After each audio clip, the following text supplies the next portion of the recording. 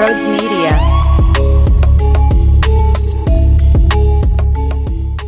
Let's see what this means for Tobias. It's better than the alternative. This is what I always do when I get the reaction of, why are you putting that much emphasis on a Tobias night where the opposition was so poor and they're so depleted and they're running out of fumes, as you saw in that fourth quarter when the Sixers brought the intensity defensively. Some of their jumpers were short. They didn't have that same fight. They didn't have that same pop. And yeah, I think that there's a correlation between being tired, not having a lot of bodies, and the Sixers just playing better on their respected defensive end. But I tell you why there's value, because the alternative is Tobias Harris sucked against this team. And then your argument would be, well, this guy can't even have a nice night against a squad that had nobody, and me and you could dress up and probably put some sort of impact out there on the floor, because some of these names I had to Google and wonder where the hell they came from. So the alternative is that, yeah, please give me a Tobias Harris night where it's 30 plus when you're down and you're down bad and it's super ugly for you.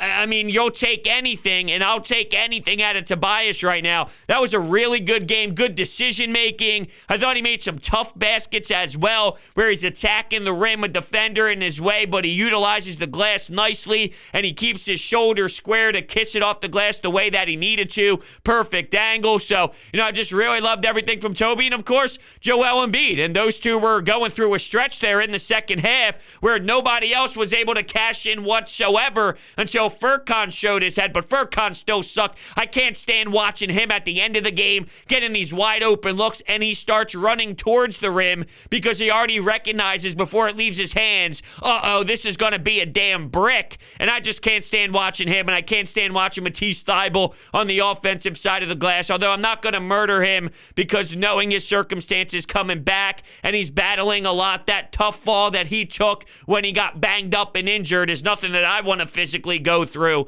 But I do know that we have enough of a sample size to understand that his offensive game is his offensive game. Someone is going to have to step up. No one was able to really enough. It came down to Embiid's 42 and Joel Embiid. I mean, come on, 4 blocks too, and those blocks are outrageous where it makes no sense for him to recover back to the glass the way that he does, but out of nowhere, here he is, and he's basically spiking the ball. Is this volleyball or is this basketball? Because he's getting up there, and Hernan Gomez early on to talk smack. You could hear it underneath the basket. They have those microphones, and it was picked up, the audio, and he was feeling himself so damn much that he had the audacity to run his mouth. Do you not understand when you do that, you possibly wake up the beast? Even if it's like by a 0.2 percentage, right? Or a 0.1 percentage. I don't want Joel Embiid to be anything if I'm on the other side, right? If I'm playing against Joel Embiid and you got that version of him in the first half, which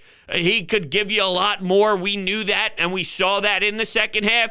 I don't want to even a little bit think that he could wake up, so shut your damn mouth. And I think I told this story before, but I'll never forget it. Back when I was playing high school hockey, we were the underdog on the road in playoffs. And I looked at the kid on the side of me at the face-off dot. We were up 3-1. I said, yo, dude, on a scale of 3-1, on a scale of 3-1, that was the score. On a scale of 1 to 10, how fucking rattled are you? Right, so it ends up, this dude happens to be Connor Clifton. Do you know who Connor Clifton? And he plays for the Boston Bruins, and he's in the NHL, played D1, had an unbelievable career to get to the NHL, and now he's still playing. At the end of the game, he ends up scoring 4 points, coming back, and annihilated us by himself, may I add. And then during the handshake lines, looks at me and goes, yo, Brody, on a scale of 1 to 10, how fucking rattled are you? And I always remember that, and I always think about that when I see other teams think they have swagger, think they have an approach, think they're playing Tommy Toughnuts. You have the possibility of waking up Embiid. And quite frankly, I don't think Embiid needed to hear any sort of that for him to spark himself. He was going to do it naturally anyway because he wasn't satisfied with the game that he put on display early on. And that's been something we've seen out of Joel. When he's ready and goes, no, that wasn't good enough, and he resets himself, it's another level, and he's just a beast. This is consistent now. 42, right? 40 plus points. He didn't win an award recently, and we are now looking at the time where giving Joel Embiid an award is no longer sexy and it's no longer cool because of the sustained success and dominance that he's given. And I'll give you the perfect example. LeBron James doesn't win MVP every year because at some point it just gets boring. We know what he's capable of. We know how many years he's been doing it, and it's mind-blowing and it numbs your brain. But at the end of the day, if you give LeBron James that trophy every year, it just kind of loses its pizzazz and loses its pop, so it goes to the next best player. Tom Brady, over the 3 billion years, when it seemed like he was destroying the NFL, he could win MVP every single year. But you don't do that. You give it to the second best because then it just somewhat gets lost in the sauce, if you will. Giving these awards, these monthly awards, these Eastern Conference Player of the Week awards, whatever awards you want to look at, right? They start going to other players because you can hand it to Joel Embiid every single time there is some sort of recognition to what an individual is doing. He is on a level of LeBron, Steph Curry, Kevin Durant. And I'll be honest, I never thought that it would get to this level. I was always aware that his potential was high. I always knew that he could be something sensational and a star in the NBA. Did I ever think we'd reach the category of that top 5 in the league conversation? No, not really. And for some reason, he's just doing it every single damn time he touches the floor in so many damn ways.